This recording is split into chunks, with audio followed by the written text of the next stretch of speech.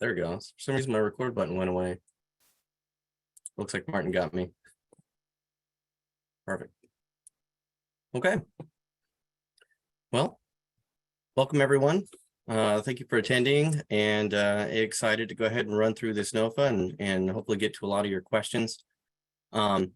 This is for the 2023 Veterans and Small Projects NOFA funding availability.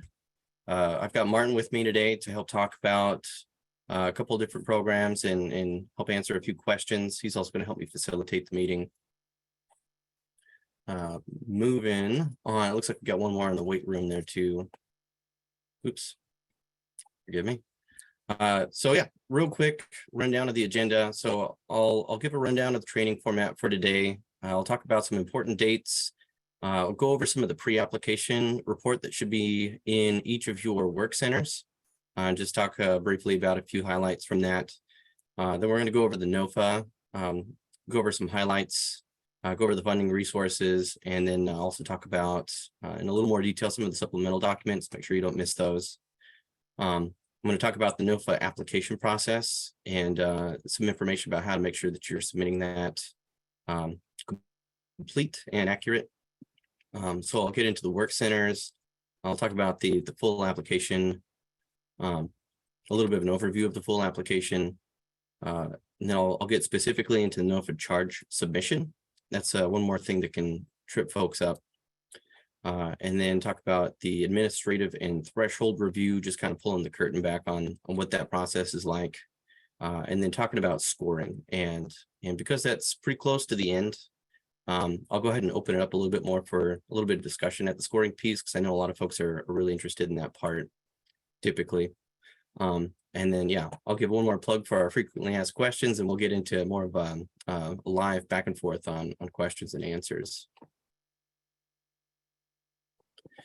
All right, so today we've allotted roughly 1 hour. That may be tight, so we'll see if we do end up having to go over. I'm prepared to go ahead and continue to answer questions. Again, it will be recorded, so you have to jump to another meeting. We'll have it recorded. We'll post it up on our website. You'll be able to partake in all of that, so you won't miss it necessarily. It is recorded. In the meantime, please keep your mic muted if you're not speaking. You never know if a dog or a child or something hops into your background. There will be Q&A at the end. When you want to speak, remember to unmute yourself. You can raise your hand. We'll call on you. That usually helps put folks into a queue as to who had their hand raised first. Or if there's nobody in that queue, you can go ahead and just chime in. I like to be a little less formal. That's more my personality, and just kind of run through it. We do have quite a few folks though. We have 26 participants, but we'll do our best to just keep it rolling.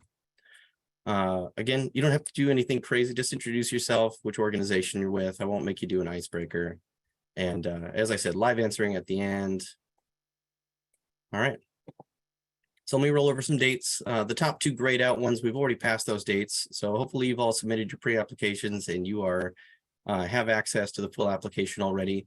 Everyone in this group that has submitted a pre-application should have access to their Procorum work centers. If anyone doesn't, make sure that before the end of the day that you've reached out to us to make sure that that we're aware of that so we can fix it. In your Procorum work centers for your projects, you have access to the full application, all of your supplemental documents you need to download, fill out, and return to us for your full submission. The first date that's coming up, forgive me, is the FAQ stop date. And so that's going to be August 15th, ahead of the August 22nd submission date. The reason why we do that is because our responses to some of your great questions are substantive to the point that they really alter the outcome or the meaning of some of the NOFA. To keep the process fair, we don't want to be making changes to the NOFA all the way up to the submission date. So we stop taking questions a little bit before that final date. And then you can ask questions up to the 15th. But after that point, we'll submit our final FAQ as needed. And then we won't answer any additional questions to the NOFA after that. So do get into it. Make sure you get through the application, fully read the NOFA, and make sure that you've got all your questions in prior to that. The NOFA Man, this is already starting this early. All right, the NOFA due date is August 22nd by 4 p.m. I'll probably talk about this a little bit more again later on, but I'd like to just talk about this part now while I've got everyone fresh and all your attention. Do not wait until August 22nd at 3:50 to start uploading. Most everyone has a slower upload speed than they do a download speed. There are a couple really large documents we ask you to share with us, and it might take some time. So don't wait for those last 10 minutes. Try not to give recommendations, but I would say you can submit your application materials anytime, starting from the point you had access to your work centers up until that due date. The other thing to bear in mind is you can resubmit updates to your application. So you could submit a version of your application today, you can submit it again tomorrow, and you can submit it the next day, and you can continue to do that. Our software, what it does is it'll just stack that new version on top, and all we will see is that latest version. And all we score is that latest version. So you can continue to upload updates to your application as it goes. Technically, it does save the older versions, but we're not interested in reviewing those. We don't have time. They are there for the record technically, but yeah, I would say, I don't recommend, but I would say you can upload iterations of your application as you go. And so that way you can ensure that at least by that final due date, if something comes up, you have at least a version of your application for review. The NOFA charge is due, we make it due postmarked by the 22nd. So if we don't see a postmark by that date, that is a threshold item, could potentially kick your application out of review. So just make sure that it's mailed by that date. It has to be postmarked on that date. The things you can do to also just ensure that those are received is you can do tracked shipping. You could take a photograph of the envelope just to ensure that you have proof that you did send it by that particular date. You never know, things do come up and the post is not 100% all the time. NOFA scoring generally takes place during the month of September and into October. In October, we're doing a lot of internal process to make sure that we've got our ducks in a row and that we're ready for the Housing Stability Council. And then we anticipate a November decision from the Housing Stability Council for our recommendations for funding. So a quick overview of pre-application submissions. Again, we uploaded a pre-application report to your work centers. Initially, we had 34 pre-applications submitted to us, which was honestly, that was, for me, it was a surprise to see that many. I didn't expect or anticipate that many, but it's great to see that much participation and interest in creating affordable housing. Since that time, and this is kind of new to this webinar, and we'll make sure that this is out there for everyone as well. We do know of 3 applications that have dropped out at this point. They all happen to be in the urban set aside, but that does ease some of this oversubscription. And there is the potential, though we don't have a crystal ball and we don't have any further indication who might not submit a full application, but it could be the case that not all 31 remaining pre-applications actually do submit a full application.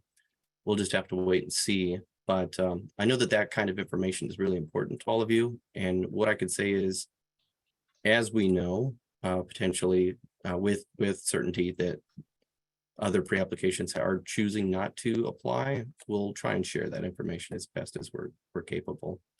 Again, if there's any chance that folks are just maybe half and half, maybe they might step back in at the last minute. So I'll do my best.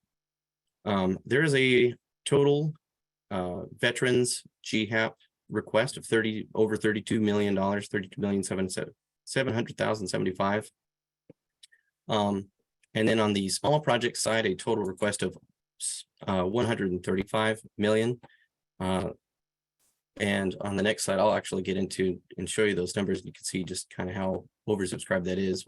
One thing that is of note, for the first time, and we'll talk about this more, we do have ag worker housing tax credits, the AWHTC available for reservation through this NOFA, which is something new that we haven't done in the past, and I'll talk about that again.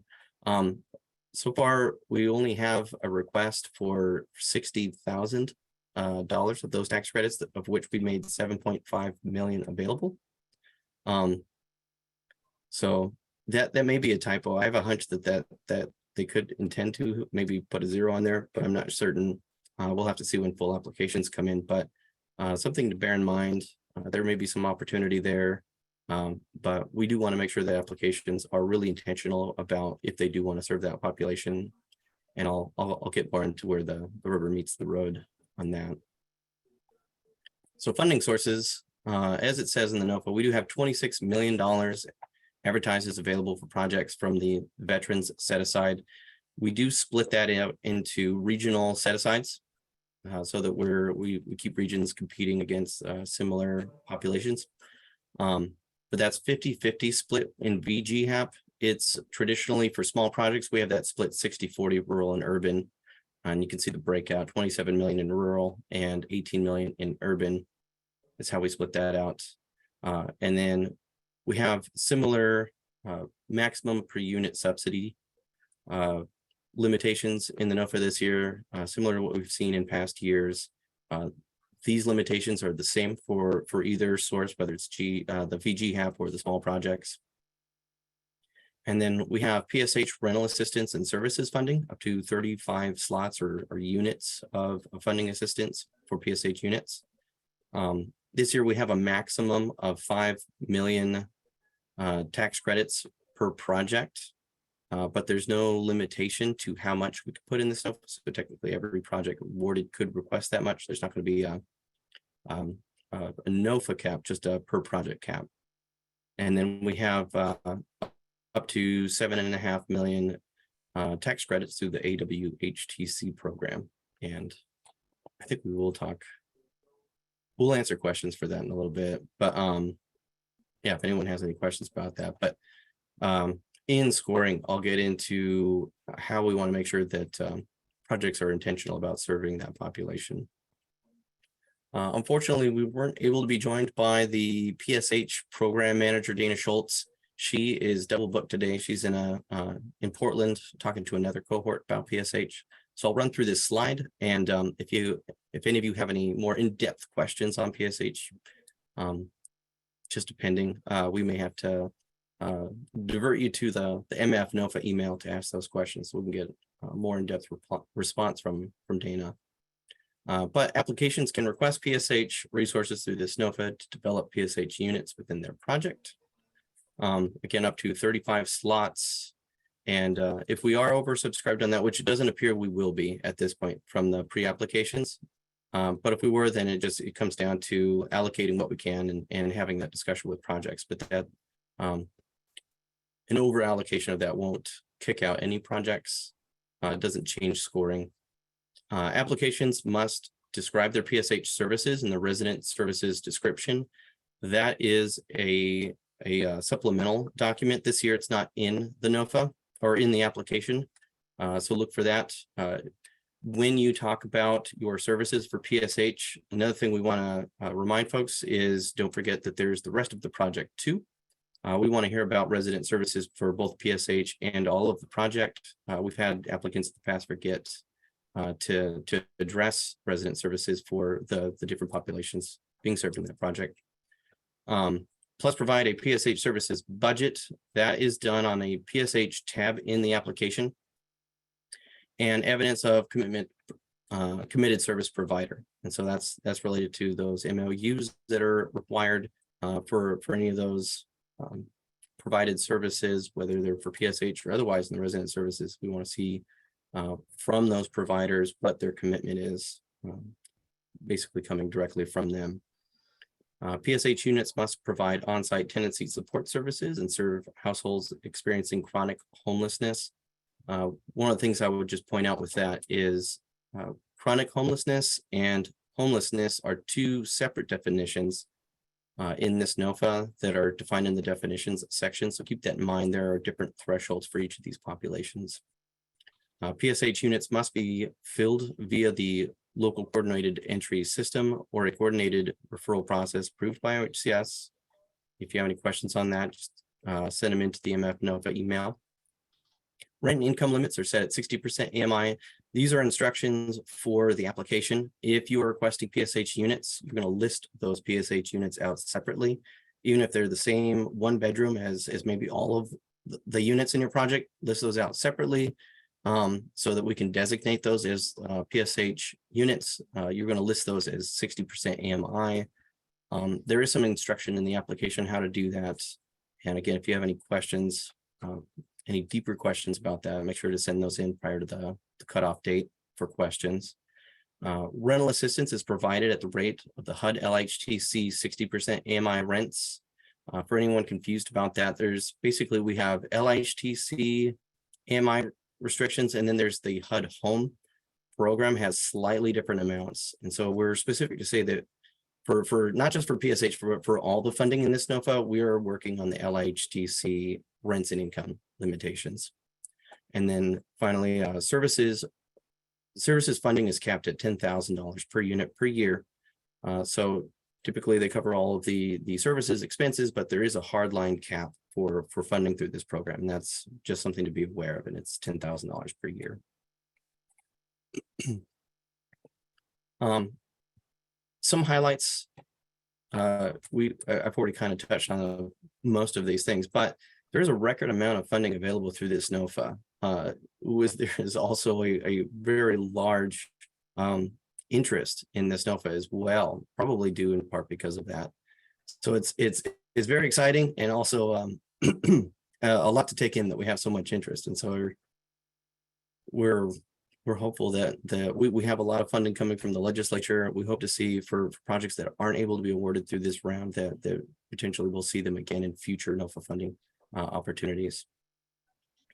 Something else that's new this year, the veterans and small projects funding has in the past traditionally been separate NOFA opportunities.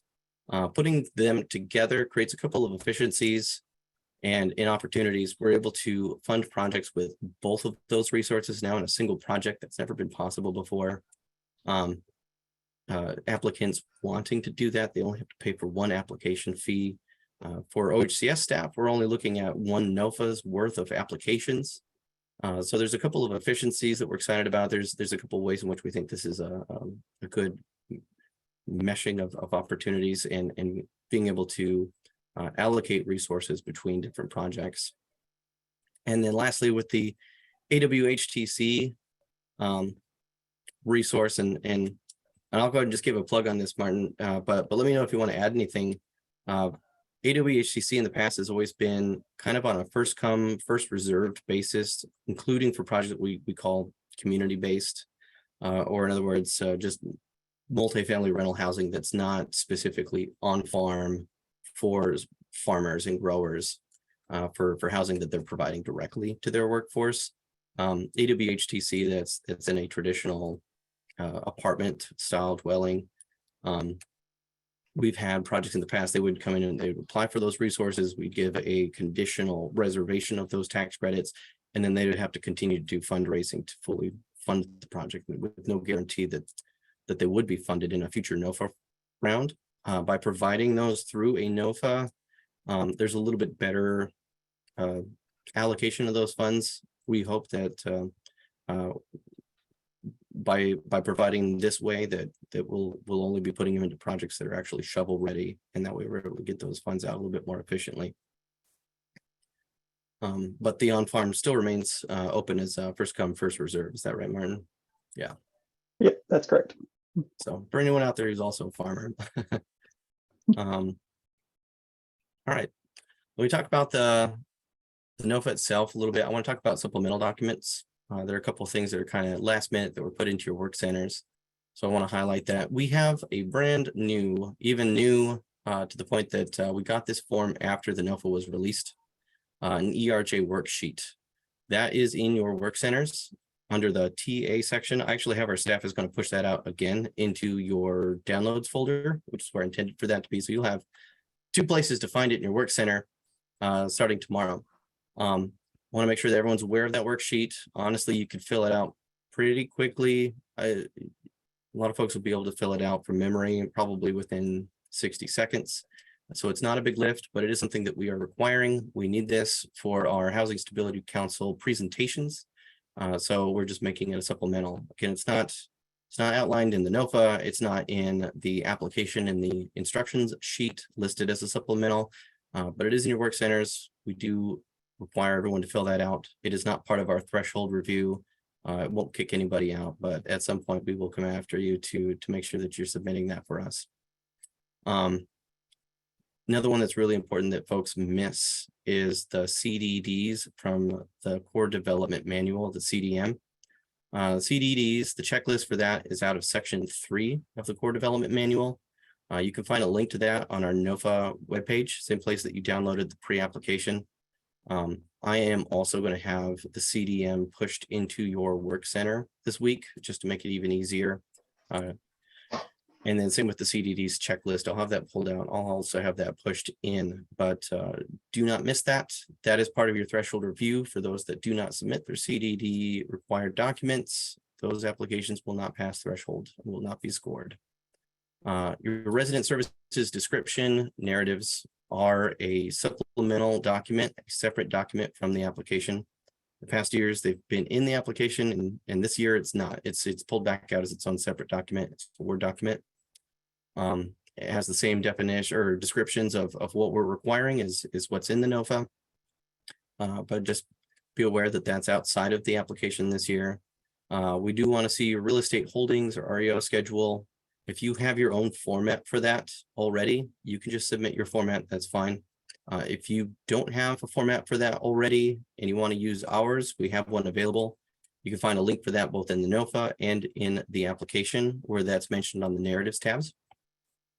So yeah, if you don't have your own format, if you're not sure what that is, you can just pull down ours and you can fill it out. For the site review checklist, everyone submitted a version of that, at least for the pre-application. We didn't require the attachments for that at pre-application. So for anyone who hasn't submitted the full site review checklist, don't forget, go back to that, make sure that you've submitted everything that's required to go along with that for the final application. For everyone, what am I going to say? All of your pre-application submissions have also been uploaded into your work center. So all that site review checklist information is also there. If you want to also upload that into your final submission folder, you can. I actually asked that everyone do that. It makes it easier for us, but it's for everyone that's already submitted a full version of their site review checklist. You don't technically have to submit that again. It's not going to kick anyone out. We have it, and it's in your work center where we wouldn't catch anyone on that kind of technicality. But if you will, please upload that site review checklist into that final submission folder so we have all of the application materials in that same folder. That just makes it easier for us. One way or another, it's going to get there. Site control evidence. Again, we need to make sure that you have site control through the end of the year. That's because we're not even going to make funding reservations until after the Housing Stability Council decision in November. So we want to make sure that you still have the ability to build on that site, at least through the time in which we're able to give reservations. If you have funding resources or you have other funding commitments, we want to see a letter from those, some kind of evidence that shows that those are truly committed for this project. For resident services, we want to see your MOUs from those partners that are providing resident services. Make sure those are in there. And so that's not a supplemental document. Sorry, it's probably not appropriate on this slide, but that is something that we require from you for your final submission. And then lastly, your zoning form. And so that was recently pushed into your work centers to make sure you have a copy of that. That is available on our website. It's available on the NOFA webpage, but also now it's in your work centers. So if you haven't gotten that started, make sure that you give yourself enough time, because that can sometimes take your local zoning authority a little bit of time to get back to you. They need to be filled out properly and they need to be signed. All right. Talk quickly about how are we doing on time. I am on, yeah, we're about right. So your Procorum Work Center, everyone should have access to this. Hopefully you've started looking through the full application and filling that out. We just sent all your welcome emails for that. The full NOFA application and supplemental docs are in your Work Center. For some folks that are confused, or say you already have a project in the pipeline, at this phase in your project, you will have limited access and privileges in your Work Center for these NOFA applications, or at this phase. If your project is awarded, your Work Center will be opened up. You'll have additional tools that you maybe expect to see, such as tasks and calendar messages, those sorts of things. At this point, it's a glorified Dropbox. You can upload your application, you could download our materials, and that's it. To submit, upload your application and supplemental documents, required evidence to the application submission folder. If awarded, yeah, now I already mentioned that piece. All right. So your application is an Excel worksheet, or workbook, I should say, that has many worksheets. According to Microsoft, that's the technical term for those. A lot of people call them tabs. I feel like tab is definitely a lot more synonymous term, but or ubiquitous term, but you'll see those two terms used synonymously. A lot of the application does auto-populate many fields, so you don't have to duplicate a lot of the same information. We've tried to make that smooth and, as I say, high speed, low drag. If there's anything that you feel is not working in your application, we do our best to bug check these, but the things crop up. So if you have any issues, don't be shy to send that concern into the MF NOFA email, and we'll take a look at it. Basically, submit a copy of your application and tell us what you're seeing that's not behaving as you expect it to. In these scoring tabs or worksheets farther down the line, a lot of the NOFA is self-scoring, or is able to provide you a value of what you can expect to see it scoring. It's another great opportunity for you to essentially, if you see something that you don't agree with, or that you don't see operating correctly, you can bring that to our attention prior to the time that we actually get to scoring, so that we can address it more just ahead of it. I like to remind folks, do review the instructions sheet. That very first tab, we try to not just put catch-all information in that. We try to make sure that the information there is useful for you in the NOFA that you're currently working on. So be sure not to miss that. It's got important information on how to use the worksheet and what supplementals are required. For anyone who's familiar with this term, this is kind of for folks that have been around for a few years. These applications are not smart docked, which makes it easier for you to work with. So I think most people are happy about that.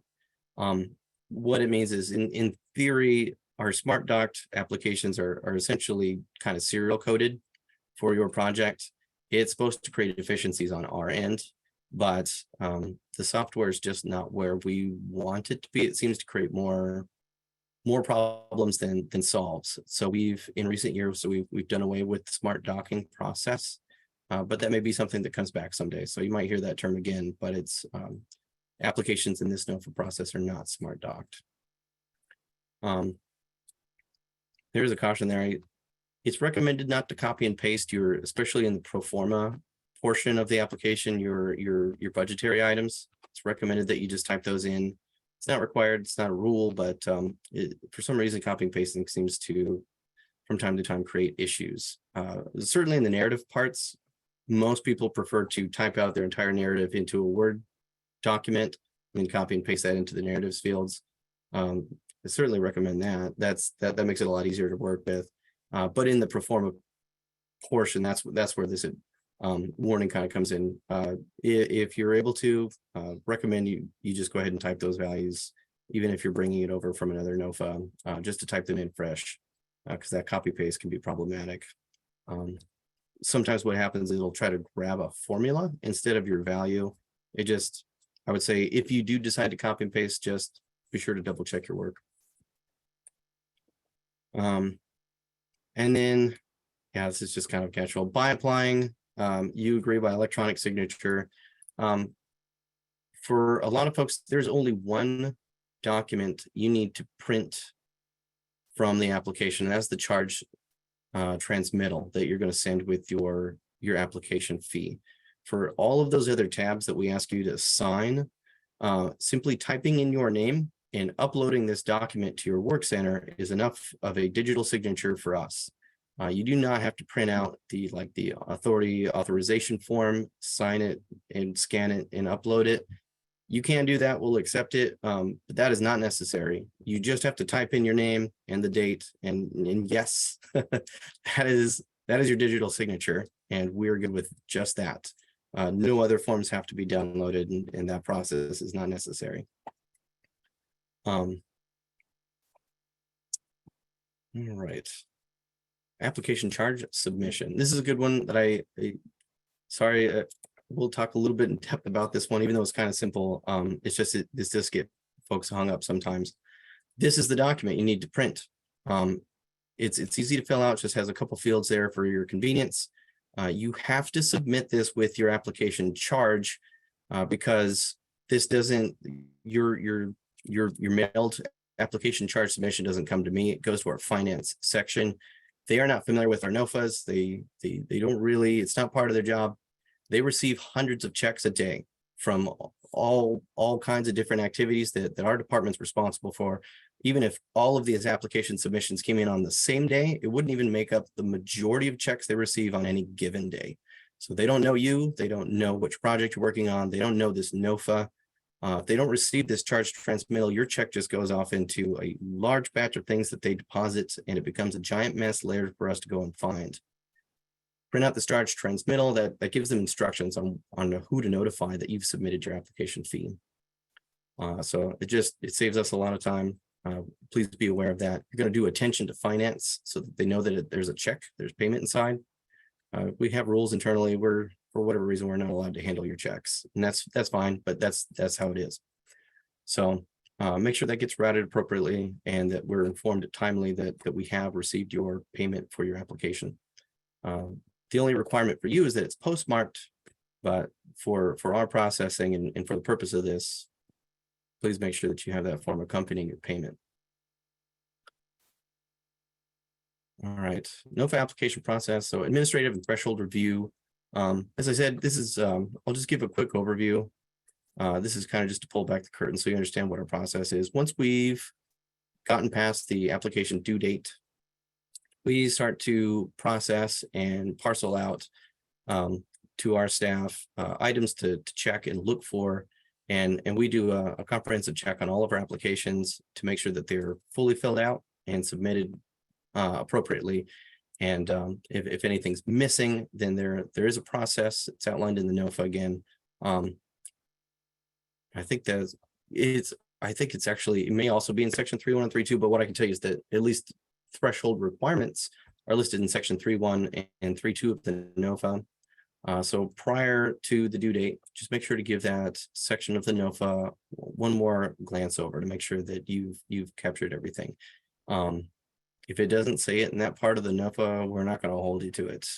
But section 3.1 and 3.2 of the NOFA, if it says you need it, that is a threshold item. And if you don't have it submitted with your application, it will kick your application out of competition. So give that another look over prior to the due date. So things we look for, those board of director resolution, if applicable, again, just your digital signature, organizational documents, evidence of publicly supported housing, all the things that we list out in section 3.1 and 3.2. So I won't read all those, but make sure you've got all your supplemental documents. Again, all the required supplemental documents are listed out on that instructions tab, the first tab that I talked about. And if you have any questions, of course, just send them in to us and we'll send you in writing the answer. And then that way you'll have a clear and definitive answer of whether or not you're good on any particular question. All right, let me see how I'm doing on time. We've got 20 minutes. So I'll try to roll through these fairly quick. I want to go ahead and I guess embolden folks too. At this point, we have 20 minutes to do some Q&A. So if it's not about scoring, but if you want to, you've got a question that's germane to the topic, then and you want to go ahead and just ask something, feel free. I am good with that. I'm not as good at answering things that are in the chat, but Barton's checking on that for me. It's just how my brain works. I'm good with I can't read and speak at the same time. I know some folks are able to do that. Or there is 100 100 possible maximum points per project. Don't expect that anyone will actually get 100 points. That would be a crazy unicorn. People then often ask me, well, what's the range? And honestly, it really depends NOFA to NOFA, but anywhere from 60 points on up to 80s. You know, I have seen some projects in particular years get into the 90s, but it's not common, and it just depends on the NOFA and the scoring criteria. And so as far as being competitive, it really just depends. This year we have a little more crowded field. So again, I can't tell you what would be competitive at this point. We don't have a crystal ball, but I would say we see scores anywhere between 60 to into the 90s possibly. We categorize and rank them. So first we categorize projects by region, those regional set-asides, and then we score them. Typically all of the scoring is primarily the same. The only area where there's different criteria for scores and location points. Otherwise, everything is all the same, whether it's for veterans housing, small projects housing, rural or urban, it's all the same. And I love that because it's so much simpler than some of our other NOFA. Once we have all of our applications scored and parsed out into those set-asides, we start to allocate full funding requests until we run out of funds in that set-aside. We do the same with both set-asides. For any money that's remaining, we go ahead and pool that together. We call it a general pool. And then we go back to that score and we go back to projects that were missed in that process. And we continue to make full allocations as we're able with the funding that's remaining. And then we don't use tiebreakers very often, but they are there just in case. We will select an internal scoring committee this year to go over all the different scoring pieces. For anyone that does scoring, we'll usually break it up into parts of the NOFA scoring, but anyone who scores, like say location, that's not really something that's kind of automated, but say for resident services, if someone is scoring resident services, they will score resident services for all of the applications. We don't break that out. So everyone is, even in those subjective narrative portions of the NOFA, we keep it fair by making sure that scorers are the same scores. So you won't necessarily get a more advantageous group than another. Every application will be scored across the board the same by those same scorers. All categories are an up to total amount. Again, this NOFA is more simple than some of our other sister NOFAs that are able to take points, or maybe there's 3 different categories, but you can only get up to a max of the 3. I don't get control over a lot, but sometimes they get me have control over scoring, and I do not want any of that complexity. It just becomes a headache later on. And then only whole points are awarded, no fractions or no partial points. We've tried to do that in the past, and again, it just creates more headache than it solves. All right, just making sure. It looks like we do have a couple items here in this chat. Let me pull this open and see. Okay. All right, Martin's keeping up with you. Looks like that's already answered. So financial viability, there are not major changes to this from last year to this year, or from 2021 for the small projects to this year, but there are minor changes. Essentially, we've brought our verbiage in line with what's in both the PSH and LIFT NOFAs, just so that we're using similar scores. So if anyone's participated in those NOFA, you should expect to see the same financial viability scoring. For anyone who hasn't been around in a couple of years, just double check the language there, but we've just tried to be more concise and objective with how we're doing financial viability. The whole application may be used for that. Our scorers will use the pro forma, but they'll also look at your CDDs. They'll use anything that you provide in the narratives to help them make sense of the budget. Resident services description, again, that's a supplemental this year. Something to keep in mind about residential services, again, we want to hear how this project is serving the tenant population. And if you're requesting PSH services or you're requesting ag worker housing tax credits, we want to hear very deliberately how the project plans to serve those populations. So even though it appears that we have at this point a lot of IWHTC available, if the project chooses to request that, but provides nothing about how that population is to be served, that could actually count against you. Our scorers are going to see that. So make sure that if you are proposing your project to use those services dollars, that that you are addressing that population's needs. All right. All right, let's see. Yes. And then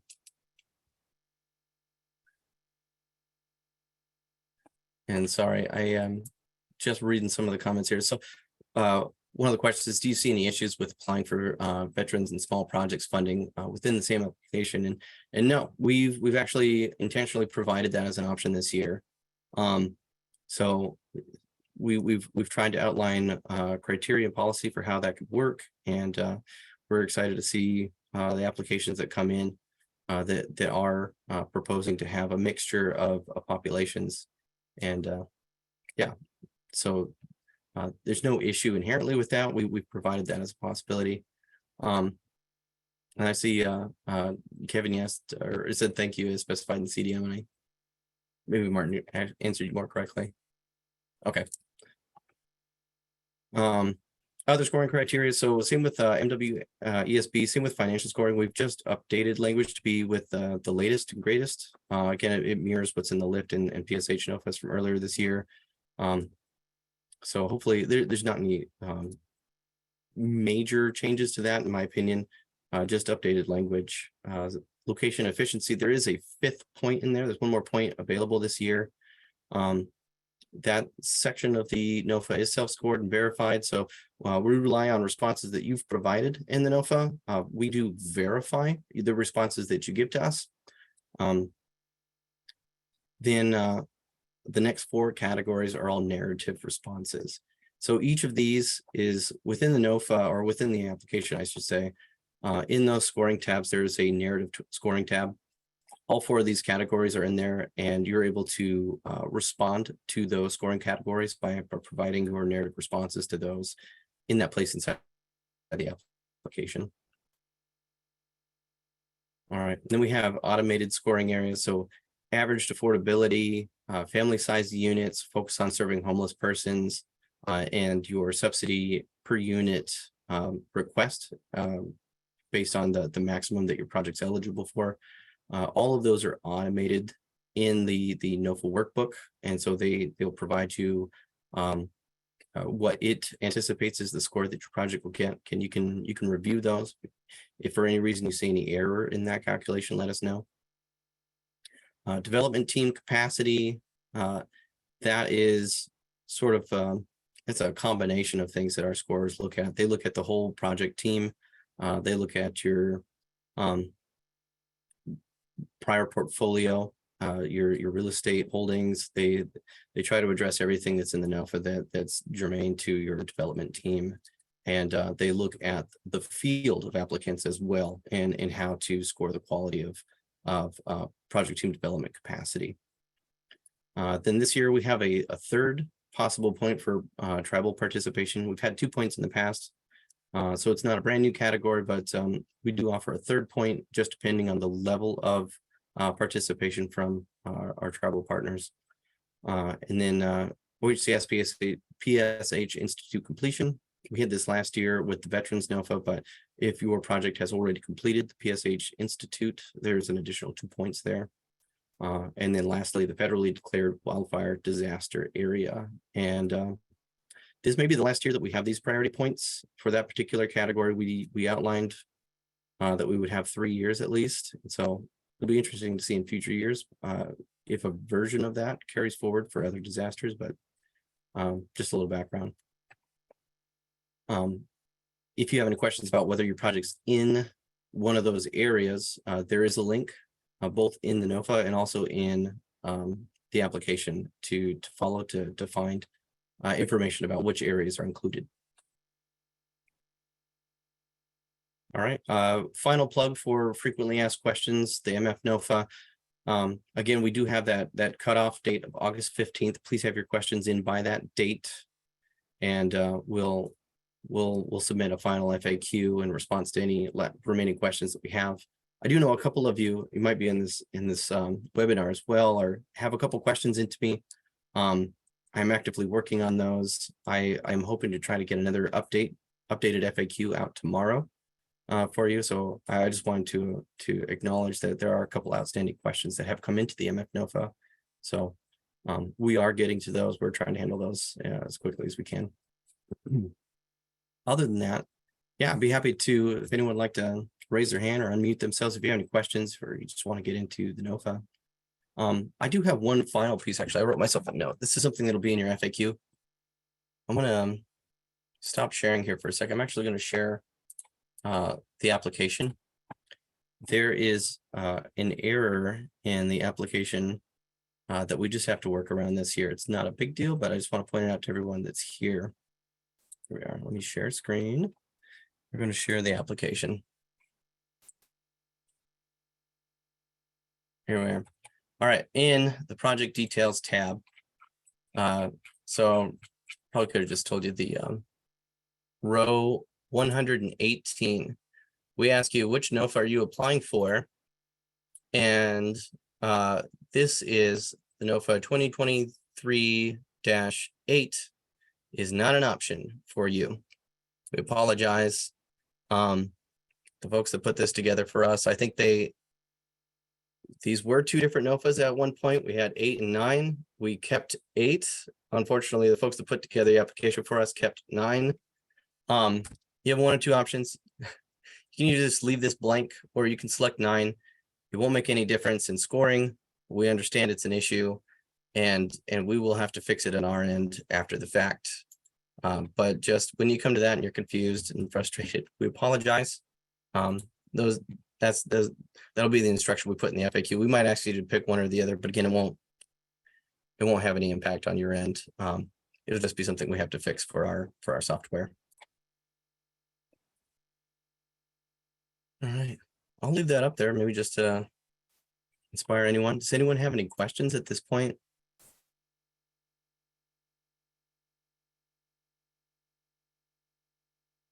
All right, yeah, Brandon, feel free to unmute yourself and. Yeah, question. If we do end up requesting PSH resources with this NOFA, and we are currently in the middle of the PSH Institute, are we still eligible to request those if we haven't finished it at the time of application? Yes. So your project does not have to have finished the Institute or even started it. I'm pretty sure. Okay. And Martin, back me up. I'm pretty sure you don't have to have even started it. If you are requesting those services, though, the project will be required to have finished. Completed. Okay. Yeah. At some point. Yeah. Got it. Or following the award. That's right. Correct. Yeah. And Ed, in the comments, Stephanie Hooper asks, when will a more detailed breakdown of the pre-apps received be available? On the AH partner call on July 3rd, we were told by the end of that week. If it is available and I've missed it, please point to it. Thanks. Yes. So one is available. And it is we've put.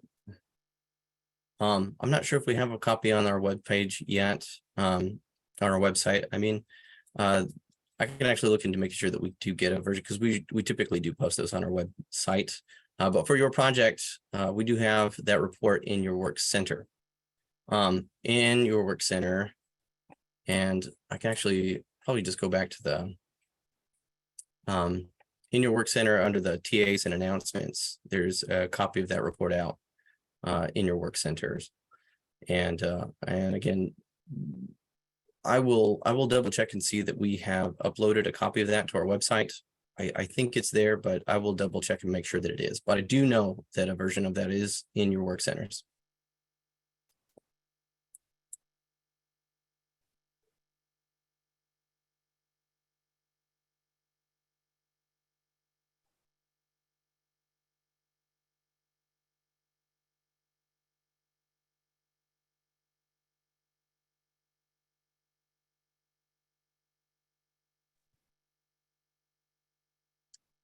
This is Colleen from Home First.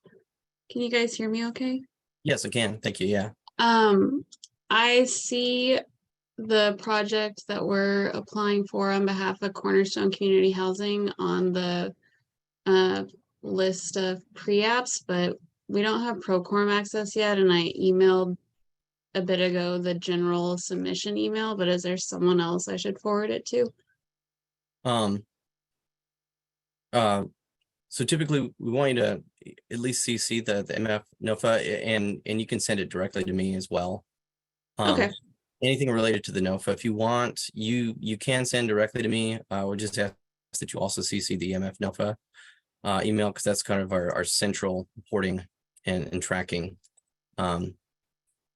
And that's just general for everyone. Yeah, if you have a question and you want to get it before me, or say like before Dana, because you know it's a PSH question, for example, you can either CC or direct email those persons, and then also include the MF NOFA, and then that way we just have it all. Got it. Cool. Thank you, Yeah. Ed. We'll get on that today and make sure that you have access to your work center.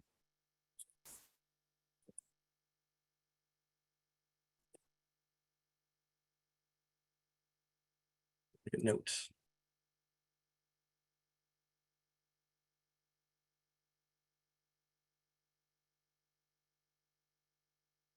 Can you remember what was the this will even help me further. What was the name of your project? It's the Springfield project. Okay.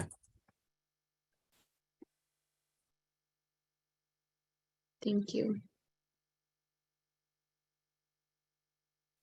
All right. We've got at least 4 more minutes, so I'll just keep this going until that time. Sometimes folks come up with things as there's trying to come up with them.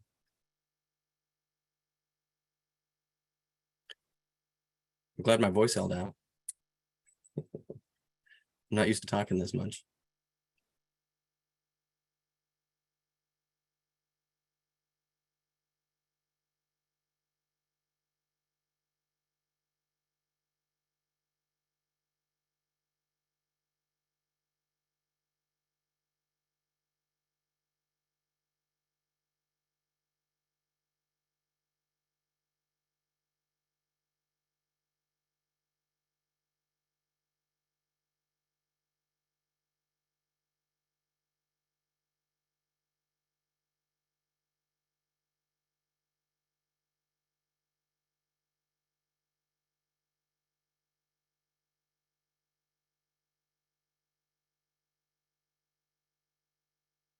Yeah.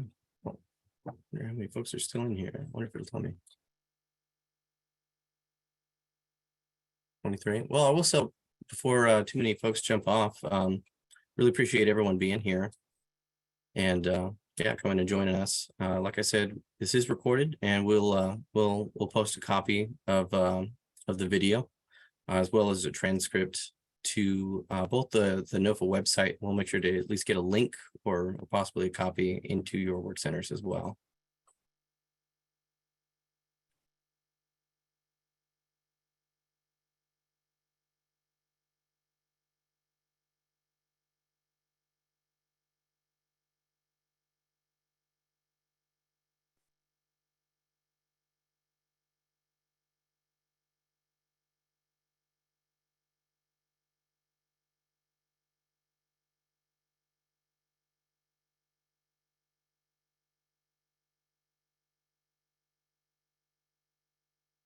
Mhm.